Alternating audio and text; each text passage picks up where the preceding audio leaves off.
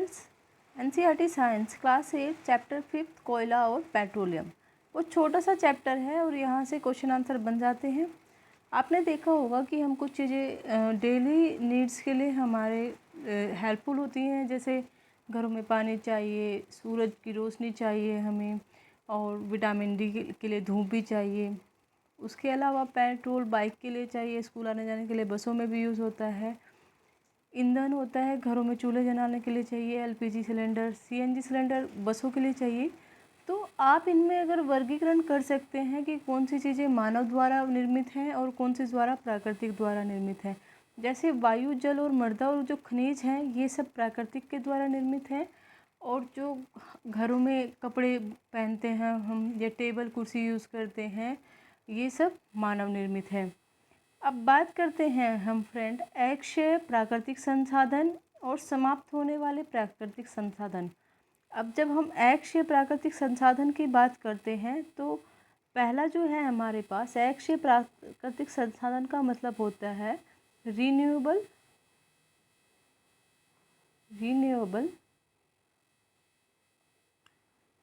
Natural sources. इसको हम English में रिन्यूएबल नेचुरल रिसोर्सेज बोलते हैं।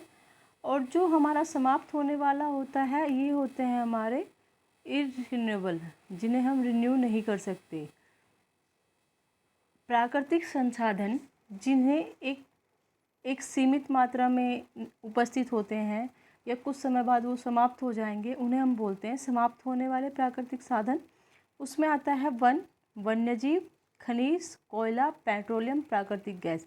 आप ये देखें, अगर लगातार आप वनों की कटाई करते रहेंगे तो एक टाइम ऐसा भी आएगा जब वन समाप्त हो जाएंगे, अगर आप पेड़ नहीं लगाएंगे।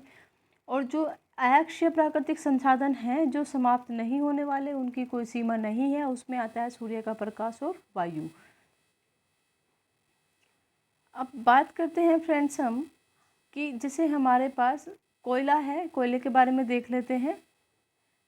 कोयला जो होता है, आपने देखा होगा, ये जो चित्र दिया गया है, ये कोयले का चित्र दिया गया है। यहाँ पर खाना पकाने हेतु उपयोग में आने वाले ईंधनों में एक कोयला है।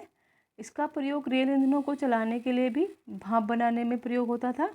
पहले आपने घरों में देखा होगा कि जब इस्त्री करते थे, यानी कि प्रेस करते थे, कपड़ों पे आयरन करते थे, उसमें भी कोयले को गर्म करके डाला जाता था।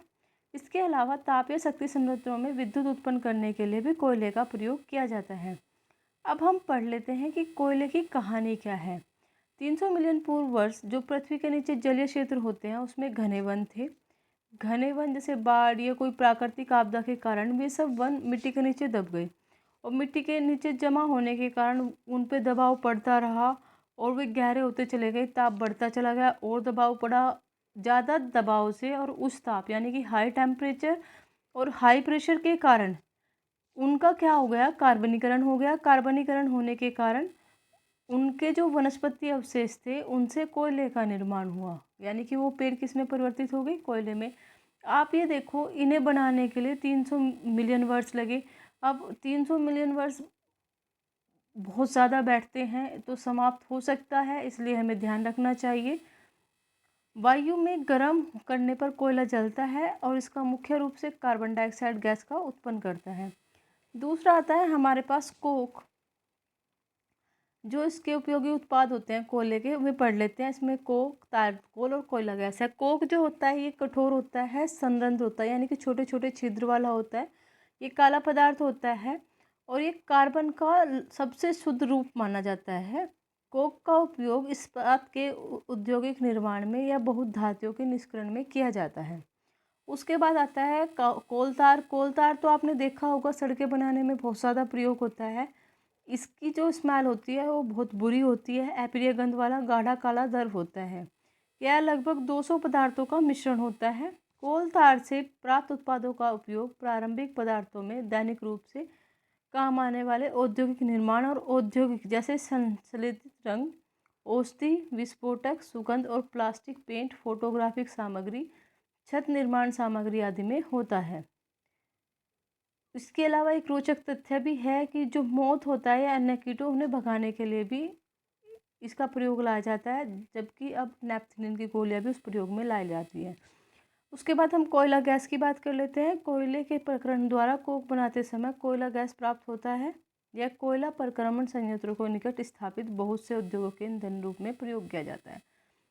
फिर आती है पेट्रोलियम की बात। आपने देखा था कि जो कोयला था वो तो वनों के दब जाने से बना था। अब हम पेट्रोलियम की बात कर लेते हैं। ईंधन के रूप में पेट्रोल का बहुत ज़्यादा उपयोग होता है, जैसे मोटरसाइकिलों में, स्कूटर में या कारों में या भारी जो बस होती है। अब अगर हम देखें कि पेट्रोल कैसे बनता है, पेट्रोलियम शब्द की जो उत्पत्ति हुई थी वो पेट्रा और ओलियम शब्द से हुई थी। पेट्रा का मतलब होता है चट्टान और ओलियम का मतलब होता है तेल। क्योंकि ये ज़मीन के नीचे चट्टानों के मध्य से निकला था, इसलिए इसका नाम क्या रखा गया, पेट्रोलियम। पेट्रोलियम का निर्माण समुद्र में रहने वाले जीवों से हुआ। कोयले का निर्माण कहाँ से हुआ था, जो मृदा के नीचे पेड़ पौधे दब गए थे उनसे हुआ था। और पेट्रोलियम का निर्माण हुआ समुद्र में रहने वाले जीवों से। जब वे मतलब जब जीव मर गए और समुद्र के में जाके जम गए नीचे जो उनके, तो रेत और मिट्टी के टाइम में समुद्र में रेत होता है, उसमें ढकते चले गए और लाखों वर्ष की उपस्थिति में जब वहाँ पे हवा नहीं थी या उच्च ताप या उस दाब के कारण वो पेट्रोल में या पेट्रोलियम गैस में परिवर्तित हुए। अब जो हमें मिलते हैं पेट्रोलियम या प्राकृतिक गैस के भंडारण हम देख सकते हैं, तो ये जो थे ये समुद्री जीवों के अवशेष हैं। विश्व का पहला तेल का कुआं पेंसिल्वेनिया, अमेरिका 1859 में किया गया था। उसके बाद 1867 में असम के माकुम नामक स्थान पर तेल का पता चला। भारत में तेल आसाम, गुजरात, बॉम्बे हाईवे और गोदावरी तथा कृष्ण नदियों के बेसिन में पाया जाता है। अब हम बात कर लेते हैं पेट्रोलियम का प्रशिक्षण। पेट्रोलियम जो होता है गहरे रंग का तेलीय द्रव होता है। इसकी जो स्मेल होती है वो भी बहुत बुरी होती है, एपिरिया होती है। इसके जो संगठन हैं पेट्रोलियम गैस है, पेट्रोल, डीजल, स्नेहिक तेल, पैराफिन, मोम आदि होते हैं। ये दिखा रखा है, तेलीय चट्टानें हैं, ये जल था चारों तरफ, यहाँ से इन पे उस दाब और प्रेशर पड़ा और फिर पेट्रोलियम का निर्माण हुआ।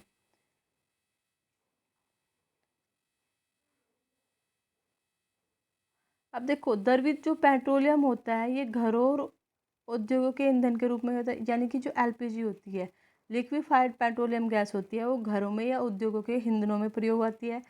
पेट्रोल मोटरसाइकिल में या फिर बाइक में या फिर हम बस चलाते हैं, कार चलाते हैं, उनके लिए प्रयोग किया जाता है। मिट्टी का तेल स्टोव जलाने के लिए, लैंप जलाने के लिए, जेट वायुयान के लिए ईंधन का उपयोग होता है। डीजल भारी मोटर वाहनों को चलाने के लिए होता है और बिजली बनाने के लिए प्रयोग करते हैं। स्नेहिक तेल स्नेहन के लिए।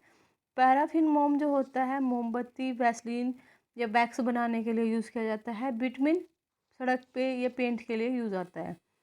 अब आती है जो पेट्रोलियम के संगठन है प्राकृतिक गैस।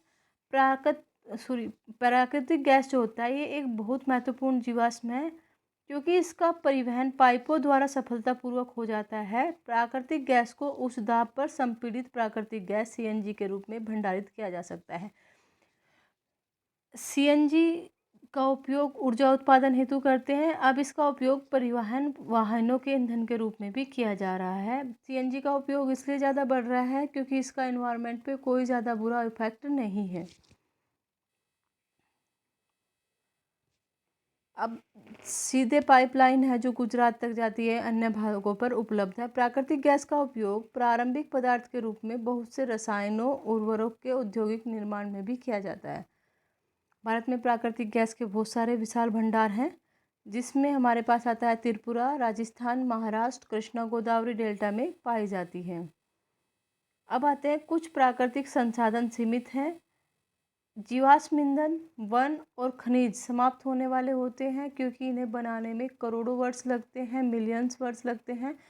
तो इसलिए हमें ध्यान रखना चाहिए। जैसे हम जानते हैं कि कोयला और पेट्रोलियम जो होते हैं ये जीवाश्म ईंधन से बनते हैं और जीवों के मरने में और जीवों को दब के उस ताप और टेम्परेचर में बहुत सारा टाइम लगेगा, इसलिए इन्हें हमें भंडारित करना चाहिए।